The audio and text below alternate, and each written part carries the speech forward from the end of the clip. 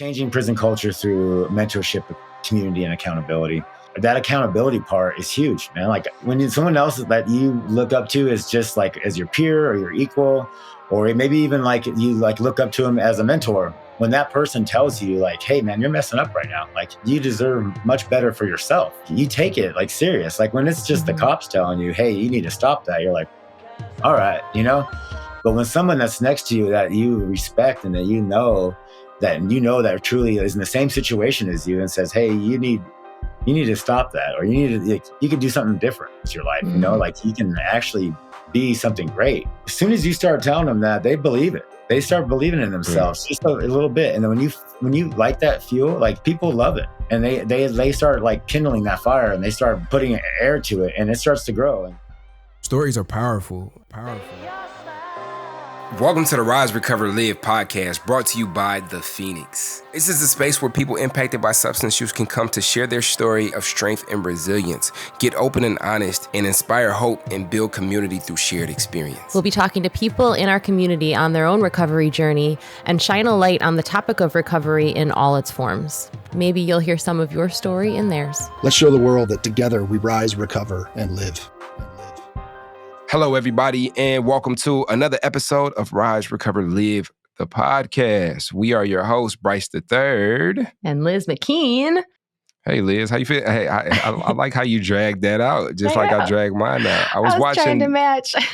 I was watching we just got back the live episode, the one we did in Palm Springs. And like when we introduced ourselves, like we get so much practice like on the internet waves that when we were together, it was like boom, boom. I'm like, damn, we are smooth with it.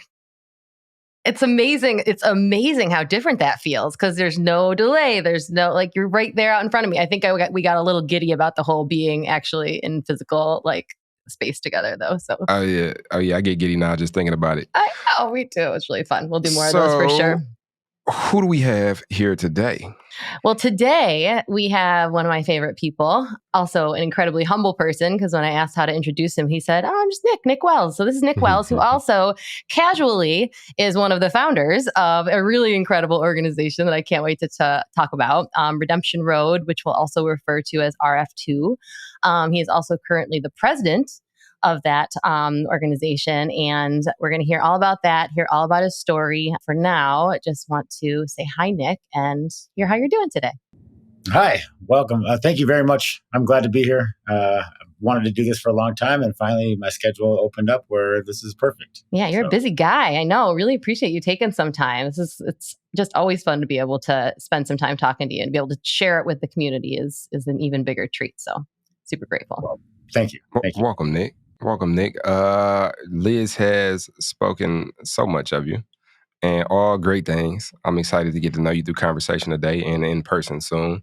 But to jump off our conversation today, how's your energy? I'm great, man. I'm super excited. It's been a really good couple of days.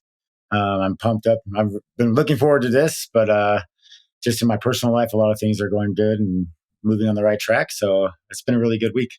So awesome. My energy's high level of energy, always. Heck yeah. Which is shocking because you get up at 4 o'clock in the morning today, which was a leisurely hour past when you usually get up in the morning. Wild. Wowza. Well, just to give a little background between Nick and I, how we met, just because I have spoken highly of him, maybe even on this podcast, I might have mentioned him. We worked together last year and will again for a program that Phoenix does in partnership with another company where we put Phoenix content, videos, classes into prisons and jails across the country and bring that sober, active community even to folks who are still often sitting in a cell by themselves, and they're able to feel connected to this community outside. And the reason Nick was so connected with that project is because it affected him when he was personally incarcerated. So you have not even been on the outside all that long, Nick, and already accomplished a ton. So if you'd like to tell us a little bit about your story, do you want to just start actually by just what's going on with you recently, and then we'll dig back into the beginnings? Yeah. So in the last 10 months or so, I've just kind of acclimated back into society. And in that time, I got plugged in right away with the Phoenix. Obviously, I knew that was going to be my first stop, and it actually was my first gym. I went down there with Dan and Nicole, and went to the Phoenix the first night I got out, and did my first workout, CrossFit workout on the street. And so I was super happy about that. Filled out the volunteer paperwork, got all that stuff plugged in right away. Started coaching, trying to make it as a coach. 4 different gyms at times, driving all over the state to try to get, try to make ends meet and try to just figure out my life. And now I'm blessed to be the gym manager at Park Meadows CrossFit in Lone Tree, Colorado. And I'm loving every minute of it. I still volunteer a lot for the Phoenix. I still work for CrossFit Decimate down in Colorado Springs as well. But that's where I'm at right now in my life. I just moved into a new place, and so I'm really excited about that. And just enjoying every minute of it. So I like to temper my questions. So sometimes, do you?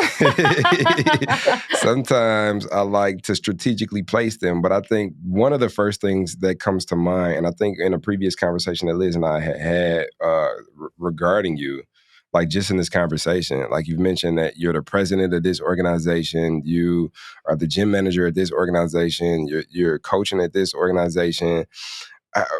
How are you able to, one, show up in all of these different spaces, but two, make sure that you continue to take care of yourself in the process? That's been the key question. So self-care, right? Self-care. And so I've always been a busy person. Like even when I was up to like no good on this, like in my previous life, I was super busy at that. But in prison, my days started at 4 a.m, and I would do my studying from 4 to 5 a.m. And then I would go to work till 3:30 in the afternoon. And then I was also a mental health peer assistant. So I would go and do all these things, and then go coach CrossFit, and then go back and do one-on-one studies with guys, and then try to find the time for my own workouts and my own self-care. But that's part about who I am. I like to stay busy. I like to stay focused. And when I'm focused on things that are super important to me, I feel like it's self-care in the process. Does that make sense? Yeah.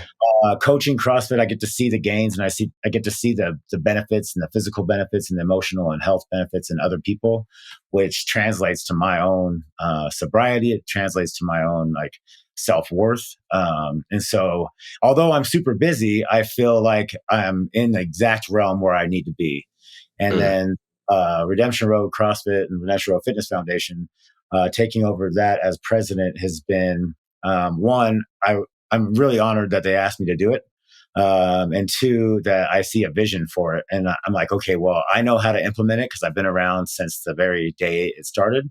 And so I'm like, okay, so I know what our goals are.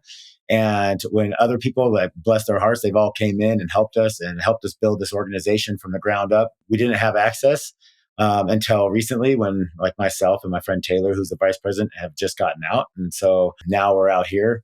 But that to me is so important, in that I see the drive that although I'm super busy, like I feel like the self-care is being taken place while I'm doing these different tasks. So it helps me with seeing the results in other people. And then the RF2 just knows that I'm doing something there's a huge group. I think it's like 2,300 men and women in the Colorado Department of Correction that are benefiting from the work that we're doing out here. So it absolutely just makes me as happy as it can be. So work, but it's happy work. Yeah, no, that's dope. And I think, when seasons change, so, being attentive to what it is that we need in different seasons is very important. But I've had a conversation, I remember a recent conversation I had with somebody in DC where, she had said like, well, how are you taking care of yourself? You're not meditating, you're not doing this, you're not doing that. And it was like, self-care looked different to each and every person, like at that moment we were at a conference about like principle-based management. And like this was a retreat for me. Like, I'm fully engaged. This is self-care to me. Whereas other people that's in the room that's like, oh, this is kind of stressful. Like this isn't my space like that. Like I'm here turned on and I'm gonna have to like charge back up after this, you know? And so I think that just is very indicative of like self-care looks so different to so many different people. And it may look different to me next season. Who knows? But no, thank you for sharing that. Thank you. Yeah, I agree with you 100%. Self-care is, I mean, it's your own unique thing. I mean, you can try to cookie cutter it, but when it comes down to it, where you find peace and you find solace, like I am meditating when I'm in the middle of a workout. That shared suffering with other people, I love it. I feed off of it. It revitalizes me. It makes me feel good. Obviously, I do recommend, like, I need sleep. Right? So that's why I'm here. Like, I'm in dire need of sleep for recovery, like, and health purposes. Like, my health was starting to suffer a little bit, I think. And so I needed to focus more on getting the adequate rest that I need in order to do all the things that I'm doing. So you were talking about how you were busy even when you were up to no good, I think were your words. You were busy then.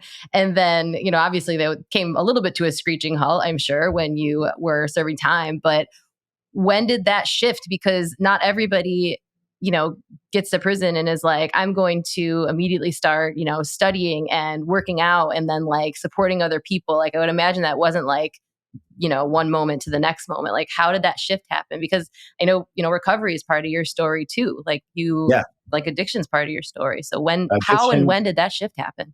That shift is a crucial part of my life. It's a turning point, right? So I started doing methamphetamines when I was 14 years old. I moved to Colorado from LA and I just fell right into the wrong crowd. And so drugs became an everyday part of my life at a very, very early age when you're supposed to just be playing with your friends and you're supposed to just be like learning about like high school and stuff. But I was knee deep in a drug world that turned into crime, which turned into, you know, a 60-year prison sentence 14 years later. And so that addiction just was with me all the way through that, my childhood, my early adult life. And then when I was arrested for the final time in 2008, you know, my whole world was just like everywhere, you know, I was like, man, I can't even breathe. I don't even know, like, how do I wake up? How do I do this? And I ended up like just consuming food and like just eating my feelings and not sharing and just going in my cell and just not talking to anybody and like really in a dark place where like, you know, my head wasn't right. My body wasn't right. I ended up gaining like 120 pounds. Went up to 400 pounds and I was like, man. And then I started like painting and I started painting these murals in the county jail. Like they wouldn't let me do anything. They were like, man, you're such a troublemaker. Like, you know, like they had me locked down. And then finally this programs lady was just like, hey, you know, you got a really good talent for that art stuff. And I was like, well, thanks. She's like, we want to do some murals.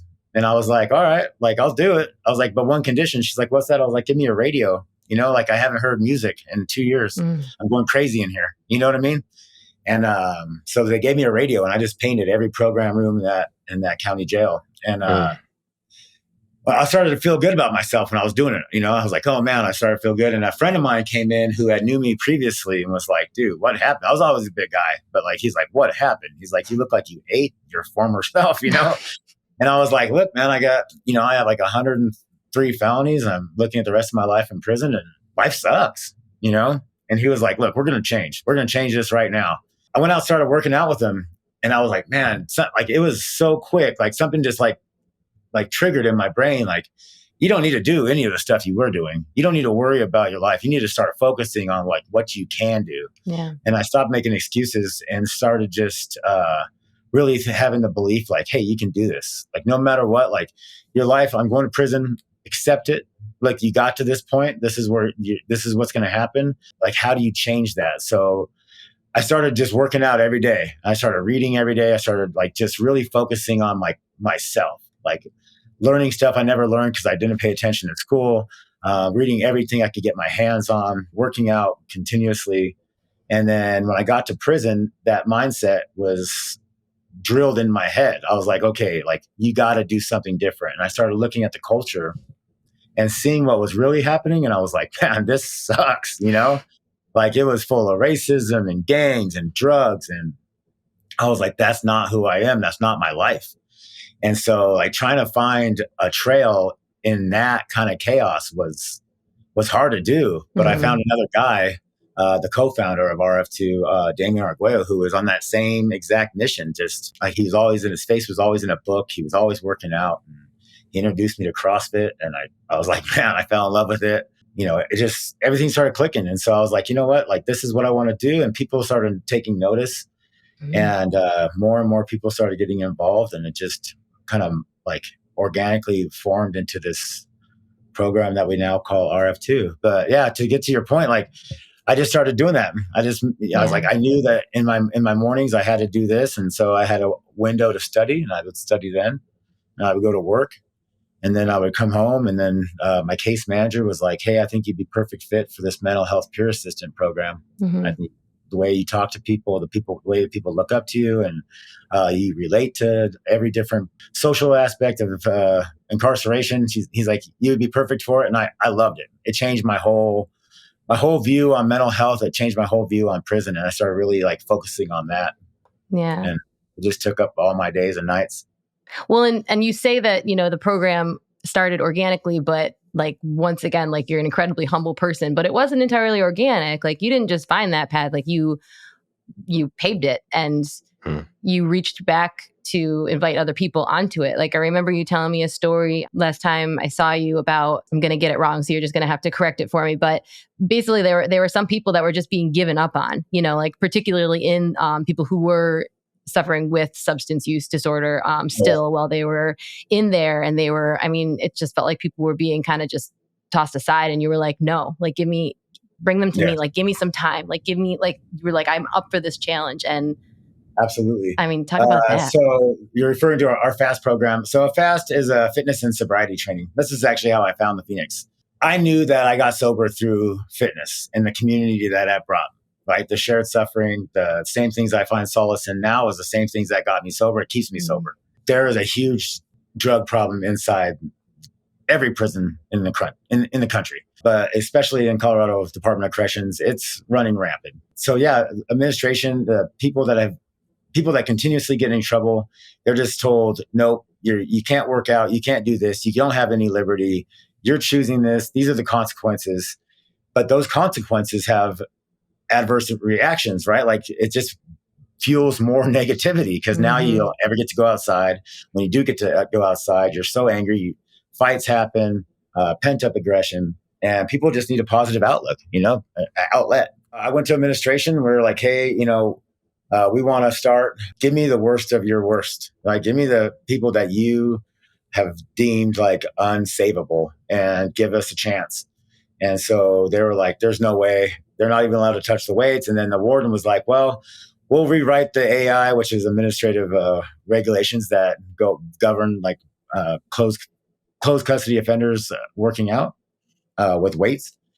And so they gave us 6. But they had one stipulation that 2 people, my friend Brandon, who was like one of the biggest troublemakers in the prison, and my friend Zach. They called him Loco, and they called him Loco for a reason. He's half crazy, but he had a serious big heart, but also a serious drug addiction. So they said, we'll give you those 2 and 4 other, and we'll give you like 6 weeks to see what you can do. And in that 6 weeks, those guys I broke it down to him. There's another guy I met.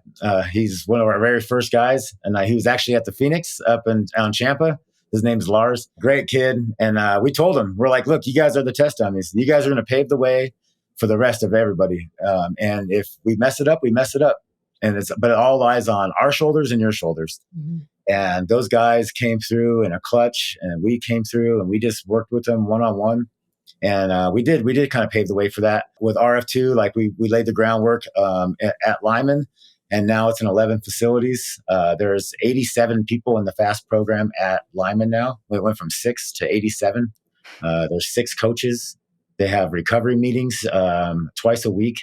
Everybody's a pure drug and alcohol peer coach. We paved the way for that certification to get put into the Colorado Department of Corrections. Yeah, man, the people are getting sober through fitness and just community. And so we're in actually prison. That's happening in a place where you would just never expect. That's hard enough to have it happen out here. That's like, yeah. And so DOC loves it. They love the program. They see the results. RF2 as a whole has a 0% recidivism rate with all of our coaches. So everybody that's escalated to coaches, and I wish we could say it about all of our participants, but we can't. I mean, if we could save the world, we would, right? But we're the only one that can absolutely say that we have 0% recidivism in DOC history. I mean, the best program I thought, the statistics I've read was the boot camp program, which was 33%. I mean, I went through boot camp and I reoffended within a year. It had a 33% recidivism rate and they loved it. They thought that was fantastic. And recidivism is going back, right? That's like reoffending. And so they count recidivism as catching a new case. So, tried and convicted for it. You can catch a new case, but until you go back to DOC, you're not considered that's not part of that statistic. I've been researching this because I don't want to say we have a 0% recidivism rate when we don't. You know what I mean? So, but we do. And so I'm super proud of that. It's incredible. That's super cool. Sorry, Bryce, you look like you had a question. I was about to jump in. No, it wasn't a question. It's recidivism. Recidivism. Yeah. Sorry. I'm not saying it right. Yeah. That's a really hard word. I don't think I've ever said that word right. Yeah. Nah. I think what stuck out to me from the story that you shared, Nick, is, and that I want to see if there is some significance there for you, is, you talk about Loco and you talk about your other homie, and it's like, these are people that they lost. I mean, you can have them if you want them, but they lost. Like we don't got no more resources for them. And you were able to give them attention. I think what strikes my heart is that for a long time, nobody ever gave me that attention. Yeah. I seen a video with this kid at Walmart on Instagram, and she there with grandma. She throwing plants, breaking stuff. She went to go kick grandma. This woman come up in a wheelchair. She get out and she like, you need a mama to spank your ass and wah. And you look in the comments and everybody's like, ooh, child, if I would have been her parent, she would have had her ass whooped up and down. And it's like, I left a comment like the kid who doesn't feel the compassion from her village will burn it down to feel its warmth. And a lot of times, we don't get that attention. The only attention that we get is when we act out and when we do wild stuff. And then that becomes our MO, that becomes our identity. And maybe we forget the motivation behind why we do the things. And then we just become that guy. Now we Loco now. So I wonder if you could speak, was that a significant experience for you? And what was it like? What was the transformation that you've seen once some of these guys began to receive some of that attention? Yeah, no, that's exactly it, Bryce. You hit the nail on the head. And so, all my life, from the time I was 14 on, right? I grew up in a really nice household. My mom, she worked her ass off. I'm just gonna say it.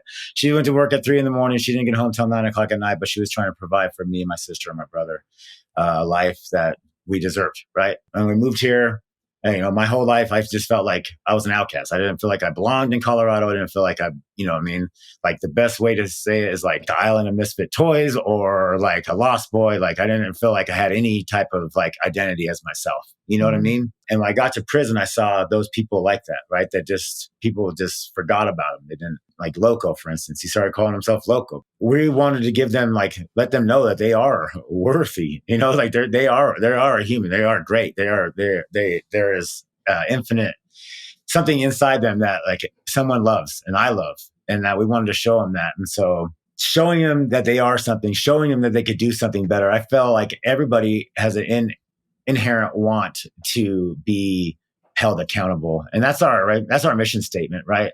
Is changing prison culture through mentorship, community, and accountability. That accountability part is huge, man.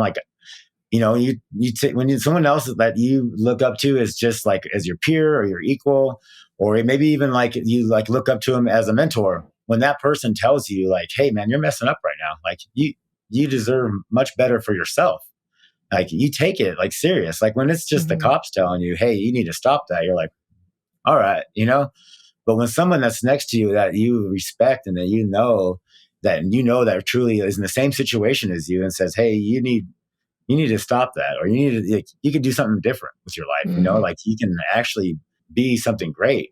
And so as soon as you start telling them that, they believe it. They start believing in themselves just a little bit. And then when you light that fuel, people love it. And they start like kindling that fire, and they start, putting air to it, and it starts to grow. And like Zach, for instance, Loco, he's like, man, call me Zach, call me Zach. My name's Zach Rhodes. I'm sick of the local thing, and I'm like, man, that's to me, that's what it was about. Like switching that mentality, getting him off the drugs. And with him in particular, man, like I used to go over there, he was in a gang, he was in a street gang. And so, he's a black guy, I'm a white guy, me and him hanging out, working out together is pretty taboo inside prison. But I love that dude to death. And I'm like, I'm going to go hang out with him. I'm going to go eat with him. I'm going to do whatever I want to do with this guy. And I don't really care about the consequences. I don't really care. We're trying to change that mentality. And so he was like, man, I need help. My homies just want to get me high, and they just want to see Loco, And I'm like, well, call me over there. And I was on call 24 hours a day. And so he would call me over right before lockdown, because at lockdown is when his homies would come and give him drugs, They would come and say, hey, let's get high. You know what I mean? And then you go to your cell, you lock down for the night, and then you're just, back in that same square. And so he would call me over, we would sit down, and we would go they would let us in the classroom to talk. And we would talk for 30 minutes while the whole entire unit would have to lock down. And then by the time we saw everybody's locked down, we would just wrap up, and I would go back to my cell. I lived in a different unit. And he would go back into his cell, but he never had the opportunity. It stopped that opportunity. And like, he just started like really harnessing, like, I am Zach. I'm not Loco. I don't know about this anymore. Yeah. And he just grew from there. And like, he's thriving now, and so. That's powerful. It is. It's like you said, everybody just wants to be corrected. Everybody wants to be told that they're like loved on, basically. Yeah. At the end of the day, it's just love. It's just kindness. Yeah. That humanness, like that. Yeah, just like humanness. And like, if everyone around you is treating you like you're not a person, like you just lose that identity even for yourself. Either you're like the best looking 90-year-old that ever was, or that 60 years didn't actually happen to be 60 years. Like, I think that. That 60 years sentence actually just turned out to be just shy of 14. Yeah. How'd that happen? Through our program, through RF2, we, it started getting a lot of traction. At this point, we were only in one facility, just starting to expand to another one, which is that 999, CrossFit 999. And so we're at Lyman, and every year there's a CrossFit Open, right, which is a worldwide competition. So we had just wrapped up the Open, and we're like, man, we should do a competition inside prison where we invite volunteers from the street. Just put out an open forum on the Colorado affiliates page saying, hey, if you want to come do a comp inside a prison, like sign up here. And so the only requirement was that they entered their 2019 open score. So we can, what we did was we took our 30 top athletes, out of like 100 and something athletes, we took our top 30, and then we took everybody that applied, we took their top 30 athletes, and then we paired us up randomly on a scale, right? Our number 1 with their number 30, and so on and so forth. I randomly got paired up that day with a lady named Violetta Chapin. And so when I got in, the first thing she said to me was like, hey, just so you know, I Googled you. And I was like, oh, that's cool. I was like, whatever.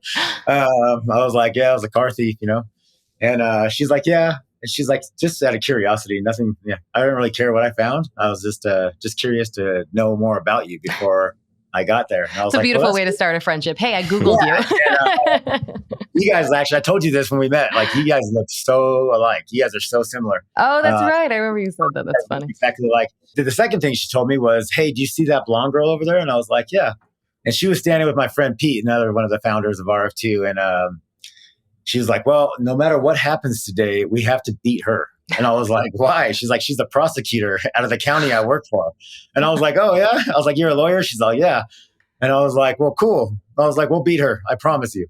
And so we ended up taking first place that day. Throughout the course of that competition, we were there for 5 hours, 4 workouts. We just got to talking, and I was sharing my story, and she was, telling me a little bit about herself. Not too much, obviously. She's a female inside of an all-male prison. And so I would say 2 weeks after that competition, I got a Christmas card from her. And then I was on the phone with my mom one afternoon, and my case manager came in all serious, like, come here real quick. And I thought for sure someone died or, it was like all bad. Never does my case manager come find me, We go into his office, he just hands me the phone and my heart sank, Yeah. But he has this like cheesy grin on his face. Like, man, this is how you give bad news. That's very insensitive. Yeah. And it was Violetta, and she was like, "Hey, what's up, dude?" And I was like, "Not much. What's up with you?" And I was super happy to hear her voice. And she was like, "Well, it's been on my heart for the last couple of weeks, and I just have it on my heart to get you out of prison." And I just started, and I was like, "Man." And she was like, "Look, I'm a lawyer. I'm a professor of law at CU, Boulder, Colorado, University of Colorado." And she was like, "Look, I'm an immigration lawyer, and I've never done a clemency, but let's do it." And I was like, "Yeah, let's do it." And I knew right then, like something told me in my heart, like, you're going to get out of prison, Then, COVID hit 2020. A couple months later, that was January. I think that was January of 2020. And then by March, everything was shut down. We had no visitors, nothing. So I just spent the entire summer on the phone with her students, with her, telling my life story over and over again. And just, my upbringing, like physical, mental abuse, just drug addiction, reliving all these things that I had pushed down for years. And I was like, man, but it was cool to get them out. But the whole time I'm like, man, I'm going to get out. And I just started making plans. I was like, man, I'm going to get out. I'm going to get out. I bought a TV. I bought like all these clothes that I can't afford. And like, I didn't have no idea what size I wore, but I kept on just buying things. My mom was just like, "Are you sure you want to buy this?" And I'm like, "Yeah, just buy it and put it in like, in the closet or something." That was a long 2 years, but in December of 2021, they called me down to the case man. There's a lot more to it, but I moved to Sterling Correctional Facility so I could coach CrossFit all day to our program up there. And they called me in. We were actually locked down with COVID. I was in my room, had COVID for the third time. And oh my God. She said, 3 shots, 3 times of COVID. But in that closed quarter environment, there's nothing you could do. Yeah. She's like, "Hey, I need you in my office at 1:00. And I was like, "Oh yeah." She's like, "You have a meeting with the governor." And I was like, man, my heart just sank. I just started crying. My buddy Jesse, he's like my cellie, and I just jumped down and we just started I was hugging him. I was crying, Yeah. I had just met this guy. I moved there December 17th, and that was December 30th. And I went into that Zoom, and there was a bunch of people on the screen similar to this. I'd never been on a Zoom call, like an official one. Yeah. And I'm on there, and this one lady's crying, and I was like, I don't even know who she is. I still to this day don't know who she is. She knew you. Terrible. And then she knew me. They got on and told me that they were going to commute my sentence and let me go. And it took a few months. That was, like I said, December, and I got out May 10th, 2022. And walked out that door. Never thought that was going to be a reality. Thought I was going to die in prison. And my mom thought I was going to die in prison, And so her and my niece came up and picked me up, and it was just surreal. And so since then, just been doing everything I told you so far. Yeah. Phoenix, I volunteer 3 nights a week for the Phoenix. And still reaching back and supporting everybody. We're where going you were. We're going Saturday to go drop off $2,000 worth of equipment to Delta, which is going to be our upcoming facility for RF2. That same guy, Pete, he's up there. It's a minimum center, so he's transitioned all the way through, and he's like, "Man, I need help." And I was like, "We got you." And we're going up there, going down on Wednesday, down to Territorial with Kaylee. Kaylee Jones. She's we're going down to Territorial to do volunteer to make guys down there volunteers. And so we can get the Phoenix run in that prison. And then Sunday the 2nd, we're going back out to Lyman for a fast recovery meeting, and then a hero workout afterwards.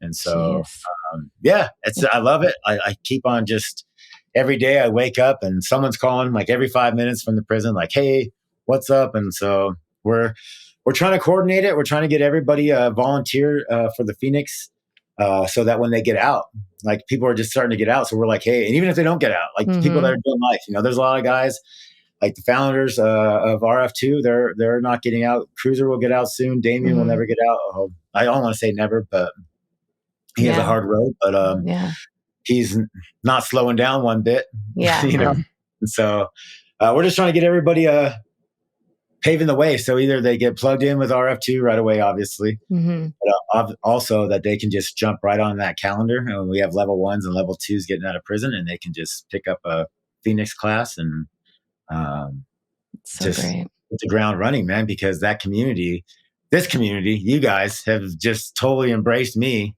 Kaylee and Dan. And I mean, me and Sophie talk all the time now. And that just whole community is just where I need to be. And it keeps me sober. This is the longest I've been free and sober in my entire life. So it's incredible. Cool. Yeah. Man, what a story. What a freaking story, right? I know. Well, the community, first of all, is better because you're part of it. Like you've brought so much, like you bring so much to every space that you're in, which, because you are in a lot of spaces, you're making a lot of spaces better and more supportive. And I think the thing that just blows my mind is how not only you are building community out here and how there's just this incredible, I don't know, I've been so lucky to get to know you and a few other people that have had these kinds of experiences, and to see all that you can do on the outside to then still support people who are on the inside. And so even those who aren't going to possibly get out, like, can have supportive community and can still do like the sober, active, connected, transformational activities, and just like see that growth happen wherever you are. Because wherever you are, whatever your situation is, like, you deserve to feel connected. You deserve to feel like you're growing and like you're a person and like you're seen, and you're doing that. So I really appreciate you guys. I mean, this program, that's how I found the Phoenix too, is like that fast. And so I was like, man, then I saw it on the news and they were showing Scott was talking on the news, and I was like, I got to get a hold of this guy. I was like, I need to talk to this guy. I got to pick this guy's brain, because like, this is what we're doing. This is like what we believe in. Yeah. And so my mom, I called my mom and I was like, hey, like, I need you to call this guy Scott Stroh. And she's like, you just want me to call some random? I was like, just call him. Call him and tell him what's going on. And he replied right away, and he talked to my mom. And then we had that competition at Denver Women's prison, and he sent Dan up there, and I got to meet Dan for the first time, and I was like, man, this guy's full of energy. And we should get Dan on here. He's definitely full of energy. Yeah, he brightens up every space too. He texted me, he's like, you're moving, and he was so pumped, and so he's always so pumped and so excited. Yeah, that's how it all came, and I was like, that's exactly what I want to do when I get out. This is exactly what I was doing in here. Yep. And then as far as getting people, plugged in on the inside, like, just like you said earlier, Bryce, like, they're not forgotten. I mean, they're just not like, every day I wake up and those guys are readily on my mind. And whether it's like having to make t-shirts, or it's just writing them a little simple email saying, hey man, like, what's up? Sending them pictures. Everybody knows, like, if they know me for years, there was this little back docked window, like literally 18 inches by 4 inches. And we were always in the sewing shop, but it faced the east. And so every morning, like, no matter what, I'd always have my watch set for when the sunrise was coming. And I would sit there and I would just look out this fence, and I would just see the sun. And I'm like, man, it's so beautiful. I was like, I just want to get out there. You know what I mean? And so, like, I would watch the sunrise. I actually just painted it from memory one day, like, just, you know what I mean? And sent it home. And I was like, this is my morning view. And then, so now, like, since we can't see those sunsets, so now I take pictures of sunsets. Sorry, I'm getting emotional, but I take them and send them to the guys, like, here, this is what you're missing on the other side right here. You know what I mean? So don't forget it. Like, you're not forgotten. You guys got the best sunrise in the game on the eastern plains of Colorado. And then, but this is what it looks like setting over the mountains. And so I'll take pictures of them and send it to them. And so just trying to help out, just trying to get them to know that they're loved, that they're supported, and that, I mean, look, hope is real. I never thought I was going to get out of prison. I'm right here. Yeah. You're definitely the manifestation, the embodiment of hope, and the fact that you're giving back and doing so from such a unique viewpoint, doing so from, like, I need to hear it from you versus from me, because I don't have that experience, but to hear it from you and to be encouraged and to know what it's like to watch those sunsets on that side of the wall and to watch those sunsets on this side of the wall. That's man, the impact that you could have on the lives, and I'm sure have had multiple times over on the lives of people, is immense. And I thank you for the work that you do. Oh, well, you're welcome, man. It's like my honor. I love it. This is my life. This is what I do on a daily basis. And wow. Just feel like it's my calling, man. Hell yeah. I know. Isn't it wild when you look back and you're like, actually, yesterday was a 7-year anniversary since I got arrested for a DUI. And I always look back on that day. I'm not a person who counts days in recovery, but that's a day that I'll never forget. And I called a few people who are, part of my life now because of things that happened then, and was just like, I just need to just notice this day every single year and be like, man, thinking about like what I was doing at this moment at that time. And then to just think about how, the things that you just never think you're going to get through. You look back and you're like, man, not only did I get through it, but I just like shined up that turd to be this life that I could not be more grateful to have. And it's just like, because of it, like it wouldn't have happened. This me wouldn't happen if that me hadn't happened. And it's the same for you. I know, Bryce, you're going to laugh. I don't know why. Some things just come out of my mouth. And as soon as I see your face, I'm like, darn, it was one of those things, wasn't it? Shining turds, baby. Yeah, shining turds. Polish that thing up. I know. And it's a my life would not be like this if all that didn't happen. Yeah. Go through everything I went through. If I wasn't arrested, I do keep track of my day. It's August 11th, 2008. And that's the day like my life changed. Yeah. And I celebrate that every year. I call my sister, tell her I thank for like saving my life, helping me save my life. And then ever since then, I've been just doing a really horrendous workout, which is cool. But like, I know I'd be dead, right? Like my best friend who I used to do all this stuff with was shot and killed by the cops. And, that hit me too. That was another turning point in my life. And like, and I was like, man, that could have been me. You know what I mean? It would have been, that day. And so like, I'm like, man, I'm like, my life changed and I thought it was over, but it was just starting. You know what I mean? It was just like, hey, let's start this show and like, let's make something of it. And so I always look back and I'm like, every morning I tell myself, like every morning I look in the mirror, I take a shower, I brush my teeth, and I literally look at myself in the mirror every day and I just smile and I'm like, man, you're free. Like you're free and this day is going to be great. And like, you're killing it.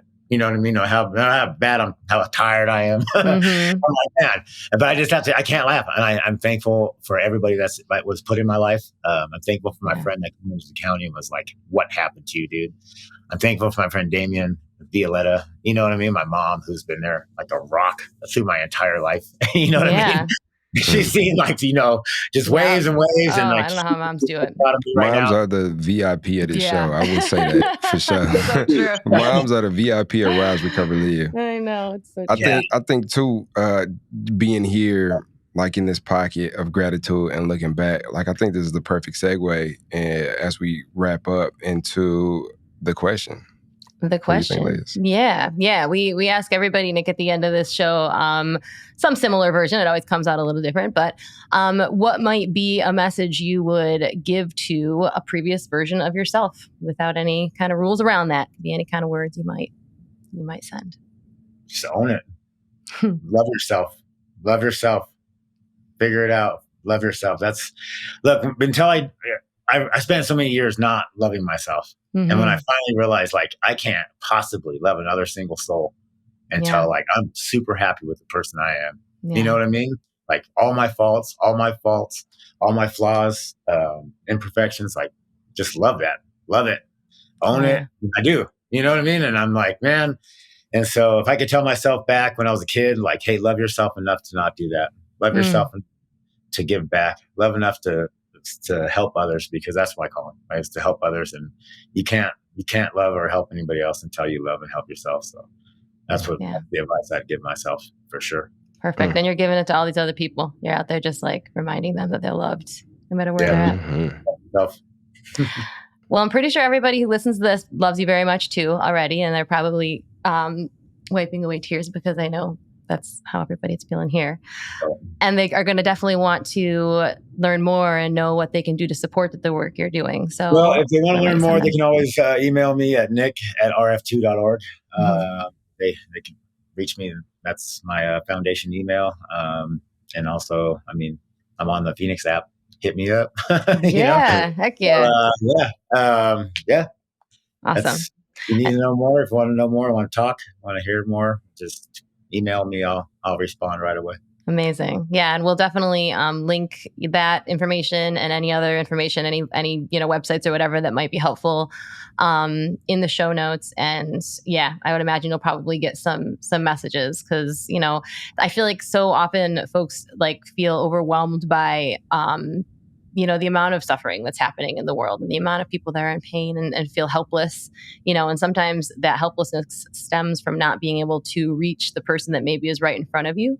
So a way to honor that and to support them is often to support others who you can reach. And that can be through the work you're doing, through what the Phoenix is doing. And yeah, it's just every little bit, just loving the person in front of you makes such a difference. That's the truth. Yeah. Wow. This was so great. I knew it was going to be great, but it just even was greater than I could have ever imagined. So thank you, Nick. I know that you are incredibly busy and we're so grateful to have this time with you. And I can't wait for more people to hear your story and hear about what you're doing and get to know RF2 Redemption Road and just to see it continue to grow and thrive. Yeah, like I said, like I wanted to get on and I had that little link. I kept on looking at it. I'm like, oh man, I'm going to have some time. I know I'm going to have some time here soon. And I just wanted to have it like faster than I did. And then now I think this is perfect timing. It is. It always works out that way. Yeah. I feel like anybody who comes on here and says that, like, man, we're finally getting around to this conversation. It's like, this is when it was supposed to happen. Yeah. No, it's good. Yeah, I love it. And thank you for having me on. Definitely. Thanks for coming, Nick. Yeah. And thanks for everybody who's listening. You're part of all this work and this whole community just by plugging us into your earbuds. So please continue to do this, to listen in. Subscribe if you haven't already. If this podcast has been meaningful to you, please do leave us 5 stars, and a little comment goes a really long way for other folks to decide they're going to invest a little bit of time to listen as well. And send this episode to somebody or post it on your Instagram story or something. Get these words out there because more people need to hear them. And then, like Nick said, you can connect with the 3 of us directly, and Bryce will tell you more about how you can do that. Well, the way that you do that, Liz, is by getting a string and tying 2 cans together and throwing 1 can over this way so we can holler at each other, because that's the best way. Or you can go on the App Store, download the Phoenix app. And then when you download the Phoenix app, you have access to the entire Phoenix community, including the community groups on that app. And one of those community groups on that app is the Rise, Recover, Live community group, where we will all be. You can holler at us one-on-one. Tell us what you love about this episode. Tell us what you love about the show. Tell us what you want to see more of, what you want to see less of. Let's continue this conversation there. Heck yeah. Cool. All right. Well, we did it. I got a quick end. So we didn't do it. I think let's end on Nick. So this podcast is in its infancy. Where it goes is in its infancy.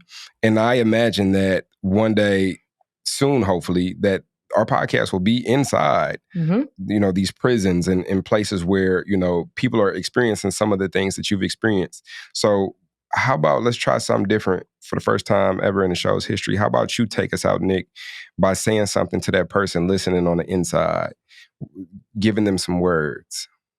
Well, I don't even know what to say. You lost me on that one. Usually I'm not lost for words. But my advice to them, I would just say, hey, just keep doing what you're doing. Believe in yourself. Change the culture. You can change the culture. It starts with you. Don't give up hope. I heard it here. Yeah. I think you already give a lot of really beautiful words too. So that's just wrapping it up with a bow. All right, everybody. We will catch you next time on Rise, Recover, Live.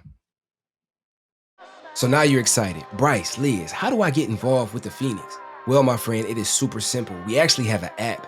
Head over to the Google Play Store or the Apple App Store, or look in the show notes of this podcast, wherever you're listening to or watching this podcast, and go download the Phoenix app.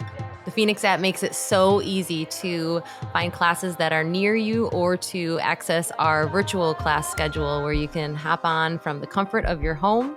You can also join our groups and have a conversation with someone from the Phoenix community from anywhere in the world. Please make sure that you join the podcast group where you can connect with Bryce and I and other listeners. Everything that you need is in the show notes. You can also head to our website at www.thephoenix.org. And maybe while you're there, you click the volunteer tab and get even more involved.